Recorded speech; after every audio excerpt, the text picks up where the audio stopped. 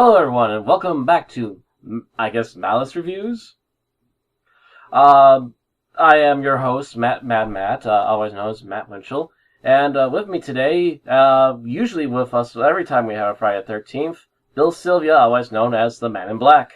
How's it going? I guess I missed a Friday or two. Sorry about part 4 there. You mean part 5? No, I'm not sorry about that. Sorry about part 4. Yeah, figures. Yeah. Part 4 was a pretty decent end. Part 5 was a really shit sequel to the end. And then we got part 6, which we are watching today. Bill, you've said you have not seen the full thing since 2006. I watched it again all the way through, I want to say 2 or 3 weeks ago. Something like that. I was doing a marathon. And might as well. It was after I did a marathon because I did part 5 and part 6 now within about a month of each other. As much as I want to say there's other problems with part 5, I think the biggest problem was the MPAA just nailed that sucker in the forehead. Because everything that could have saved that movie was completely gutted from it. Oh, so you've seen deleted scenes and whatnot, or? I have heard there are tons and tons of deleted scenes from 5, where you actually get to see on full kills and all this other stuff. And yeah, that could have saved it from what little I've seen of them. But for some reason, even Paramount won't put them on a freaking disc. Oh, wow. I don't know why. Because actually, I have the entire Paramount pack in one big collection, and a lot of these are special editions with deleted sequences. But even 5, they still won't help it.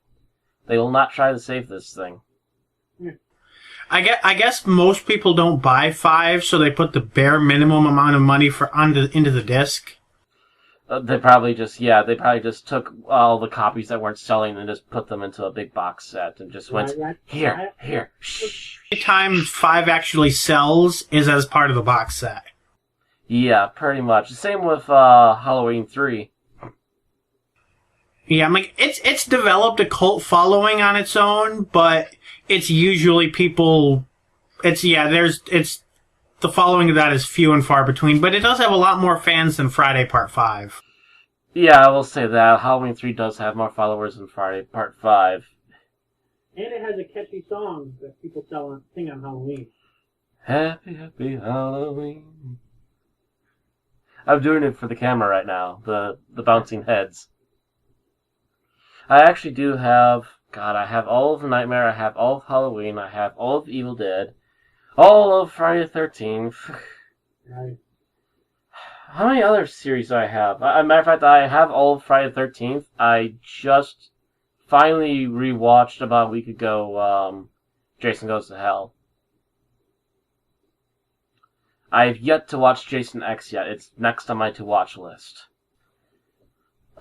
Anywho, as long as the echo stays away, I guess we should probably progress now to actually talking about the story of this particular movie. A fair warning to all of you who usually watch my show, this is going to have spoilers in it. I'm pretty sure on that one. Because we're going to be talking in depth about this thing to begin with, so if we're going to abbreviate the thing, why not just go through the whole thing? I have a spoiler. Jason lives. Actually, is that a spoiler? It says it in the title. Yes, it does. Not to mention it kind of happens within the first 5 minutes of the movie, doesn't it? Something like 5 minutes? Much. So yeah, not much of a spoiler. The movie kicks off with Jason coming back to life. So yeah, after the events that happened in part 4, because we're ignoring part 5, because anyone intelligent would skip part 5 because that was a terrible turnaround for a movie. They're still following Tommy Jarvis again.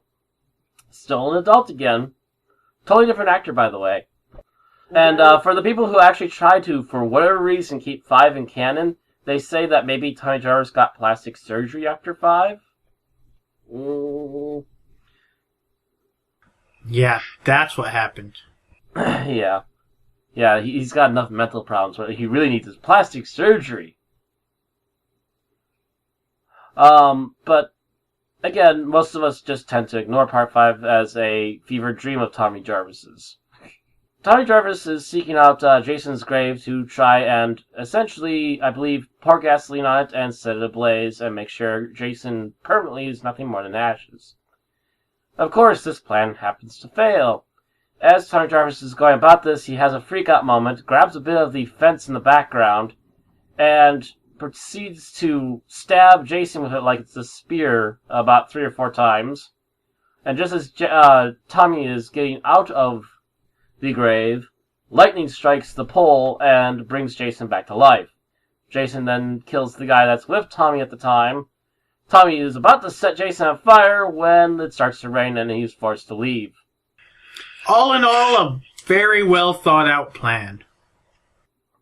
Yeah, you should have probably thought of something a little bit better than just little matches. I guess he didn't have a weather app on his smartphone back in the 80s.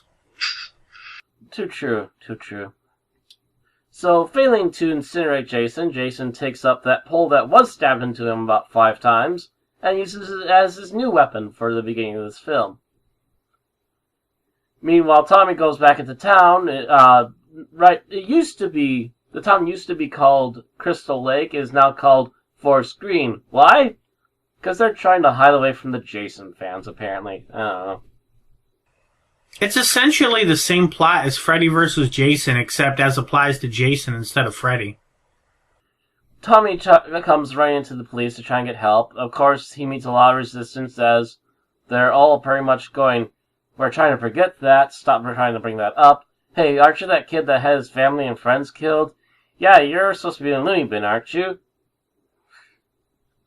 And when he tries to resist them, tries to grab a firearm to try and run off with, they, of course, lock him up and then next day kick him out of town. Not before meeting, of course, the sheriff's daughter, who has taken a liking to him for no explicable reason other than that he's a decent-looking guy. Brings a whole new meaning to the phrase jailbait. During the activities of the day, Tommy tries to escape the police again to try and show them the graveyard. They once again capture him, put him in the police car, and then take him and his vehicle out to the edge of town and tell him to leave. And if they see him again, things won't be quite as kosher. Meanwhile, a couple of people that are supposed to be working at the campgrounds have already gone missing because Jason has killed them. More details on that later.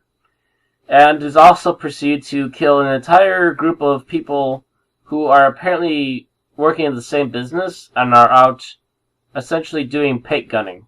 They all get massacred. The one guy actually has a machete, which Jason steals from him. And 3 of the other people actually get cut off all at the same time. I would also add that this particular point is another point where the MPAA screws up shit again. Because in the official, still existing deleted scene, we actually got to see all 3 heads get cut off on screen. As things continue after that, one of the counselors leaves to go, do his thing with other women. To which he and the woman he decided to run off with also get hunted down and killed by Jason. While after crashing the vehicle they were in, Jason also finds another couple out in the middle of the woods just messing about at night. As well as the gravekeeper who royally botched trying to keep that grave in good condition and gets stabbed in the neck with a bottle for it.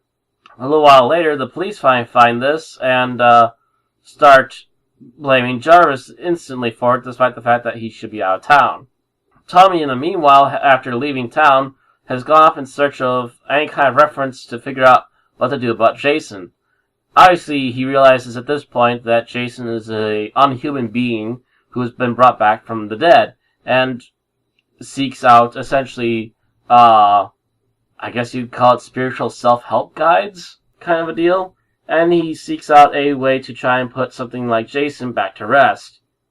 The best plan he gets is that he needs to seal Jason back into the lake by wrapping essentially a chain with a rock on it into the lake with Jason wrapped in the chain. See, if the Evil Dead remake had been out at that time, he would know that there are very specific instructions on all of the easiest ways to get rid of a deadite. So Jarvis and the sheriff's daughter go about trying to set up the plans. They get all the materials they need. and head off to the campsite. On their way there, they get stopped by the police, however, and they capture Jarvis and take him and the sheriff's daughter back to jail. As they're about ready to impound him again, they get another call about more murdered people that have shown up, leading essentially a trail back to that campsite back on Crystal Lake. At this point, they finally figure out that through timing of things, Jarvis could not be the murderer because he was not able to be two places at one time, because there are for sure witnesses to this. To which the police at least take some part of this seriously and actually send off about 5 or 6 guys to try and see what's going on at the camp. The sheriff is still a bit skeptical, but he has to believe something at this point because Jarvis cannot be doing multiple things at the same time. And these murders, I would think, would be a little too brutal for a guy like Jarvis, and Jarvis still wearing the same clothing he was wearing about a day ago, still looking pristine and clean. After, of course, killing most of the police officers, Tommy tries to set up the plan to capture Jason.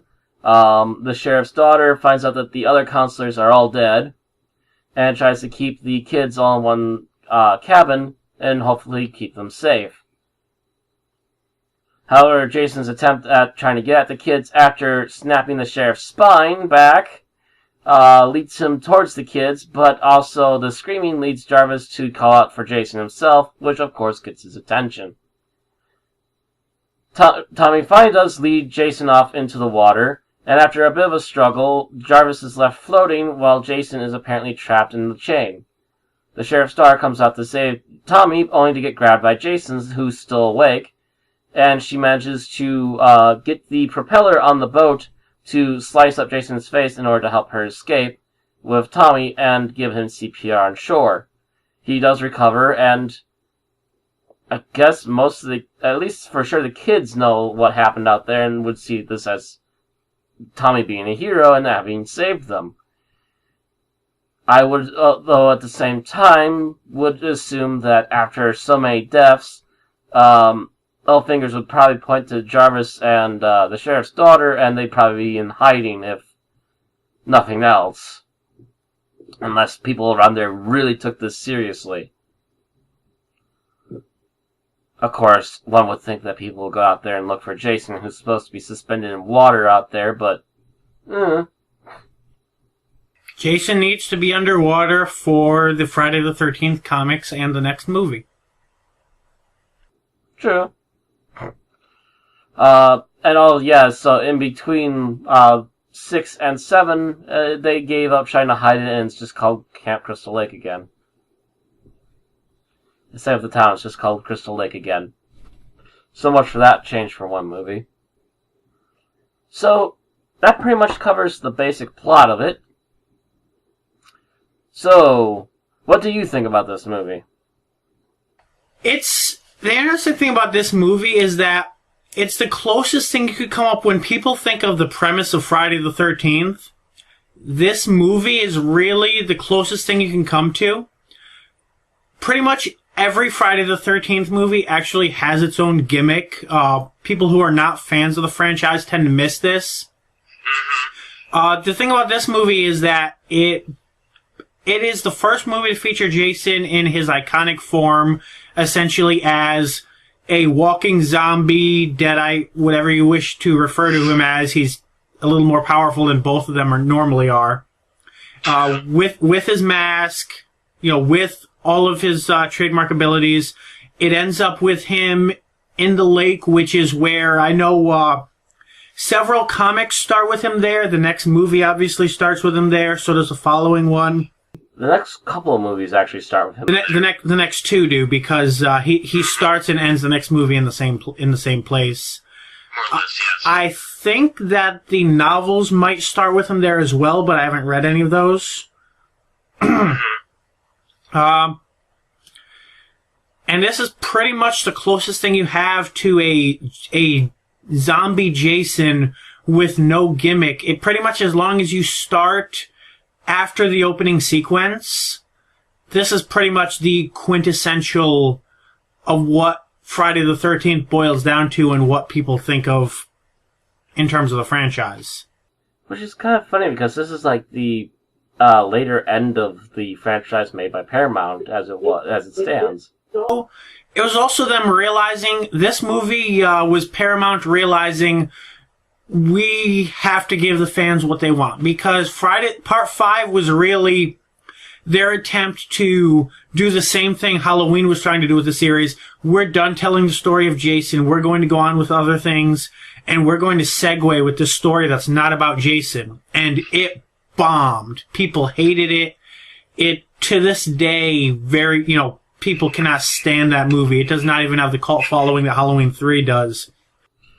Which is interesting because you have to also realize, I think Halloween tried to do that before Friday the 13th, yet they didn't get the memo on that? At this point, the Halloween series was actually dead due to their attempt to do the same thing. And it wasn't until after Jason Lives came around that they kind of wised up and did their own version of the same movie with Michael Myers. Although I think the main problem is that John Carpenter lost interest in Halloween, and they were kind of expecting him to come back to it. At the same time, I think it was De Laurentiis also had partial rights to Halloween, and he was actually slowly buying the rights off of everybody else in hopes of actually doing Part 4. I could see that. At this Which is point, why he also took Part 4 back to basics. Make it Halloween, make it Michael Myers, give the fans what they want. Right. And that was essentially what the Friday the 13th series does with Part 6, even though by this point Savini had lost interest in the series. Cunningham, if he was involved, it was pretty much tangentially as an executive, if that. Maybe as an executive, maybe very small in the background as producer, but he also, I think, got what the stories were, and he kind of had final stand stories, I think, because it was technically his baby. Right. The only movies he's actually listed as a producer of are the first, Jason Goes to Hell, and Freddy vs. Jason. Interesting. But yeah, I do know he has at least a small hand in almost every single one of them. Right. If not for this fact that Friday the 13th, he has frequently noted, comes up almost every day in his daily life. Somewhere. I can imagine. After all, it's what built his house. Have you seen his house? His house is huge. I hope he got royalties off the Sleepaway Camp and the Burnings. I mean, the Sleepaway Camp series and the Burning, though. I don't think so, no. Those were their own low-budget franchises. And every other Friday the 13th clone that was made in the early 80s. If he could sue them, Bill, he'd have an even bigger house. But no, those are their own silly little low-budget knockoffs. Which for some inexplicable reason went on for like 4 or 5 unofficial movies. So, yeah, I have to say this is kind of what a lot of people do probably think of when they think of Friday. I have to admit that a little bit, because I always thought of Jason as an undead character too, but when I've watched the franchise in its entirety, he wasn't, to me, in my eyes, he wasn't officially dead until the end of Part 4.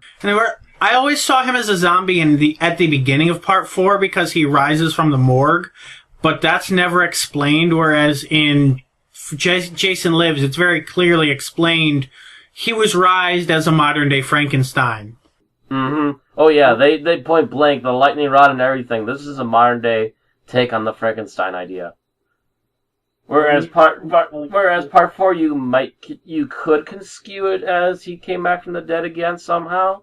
I believe the director's intention was that the people watching it were chanting for Jason and willing for him to come back so hard that he did come back. That's interesting. I don't think I've ever seen something made for adults take that approach. So Jason rising in Part 4 is kind of the same, uses the same type of power as Dora the Explorer uses to take the map out of her backpack. Maybe. Also the same power that keeps Tinkerbell alive. Another thing about Part 6 is that they intended it to be more of a comedy. It's The first one, at least I'm not as familiar with part 5, but it's the first one to have as many jokes as they did. And this would continue in part 7. It's sort of different way. It's more tongue in cheek, and part 5 they definitely were tongue in cheek, and I think that kind of cost them a little bit too because this thing has gone on so long. And I believe it was actually the director's idea to add a little tongue in cheek into this particular installment. But the number one thing that Paramount said when he said that was, "But you're taking Jason seriously, right?" "Oh yes, by far. No, Jason is not a joke."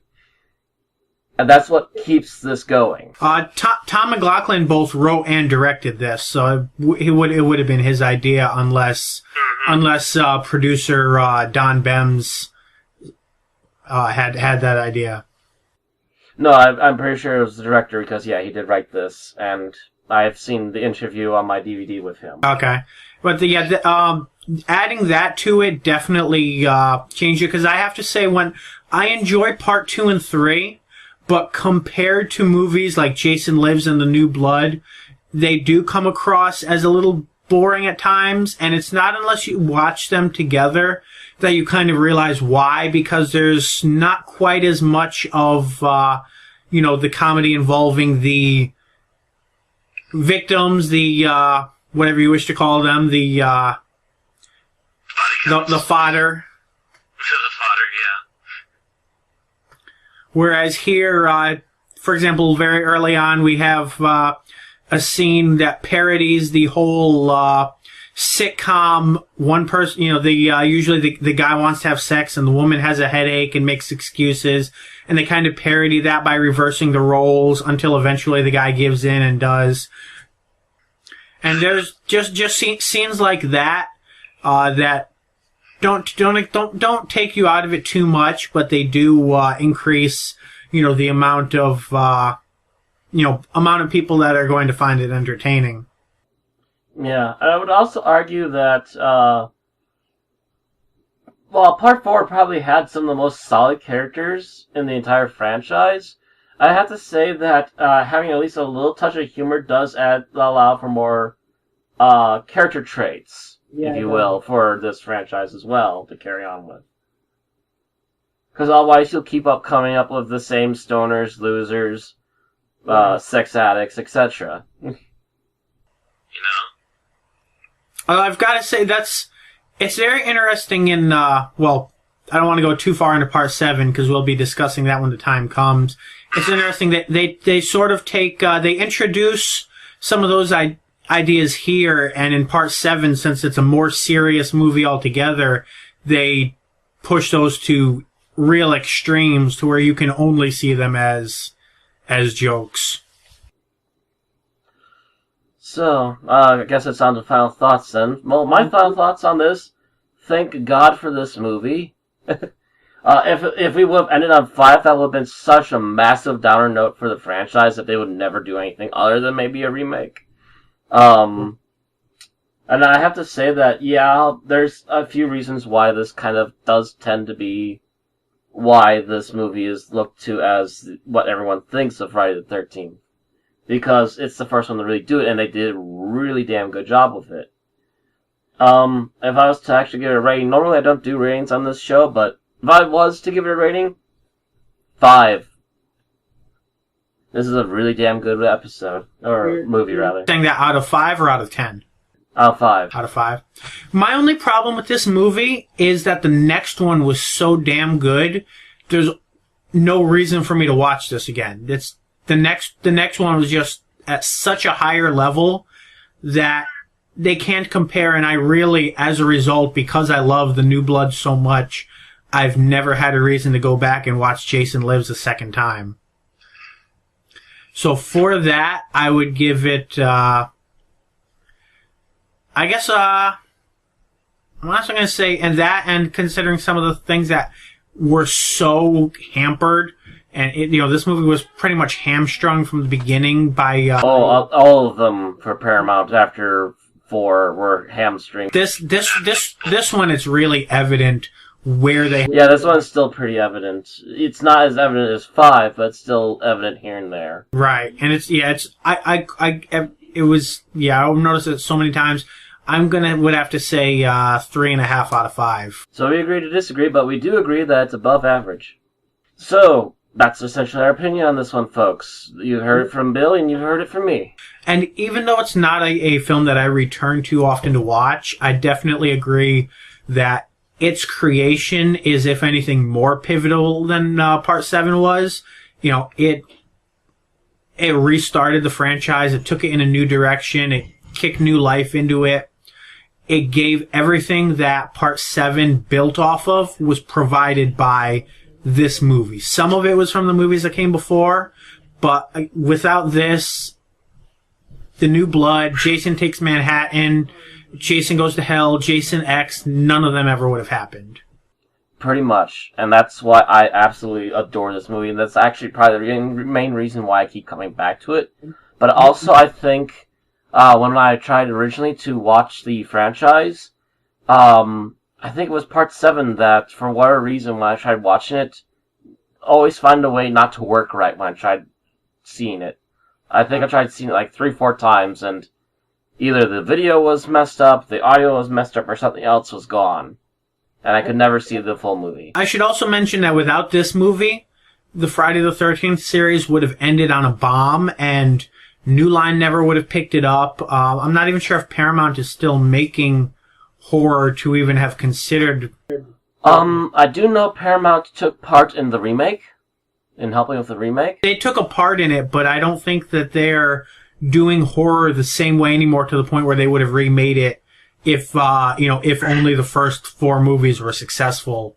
I think, yeah. So, we're pretty much done with talking about Part 6. We really like it. It's a darn good movie. We wouldn't have the rest of the franchise without it. Jason lives, and as a result, Friday the 13th lives. Happy Friday the 13th. Happy Friday the 13th. See you all next time.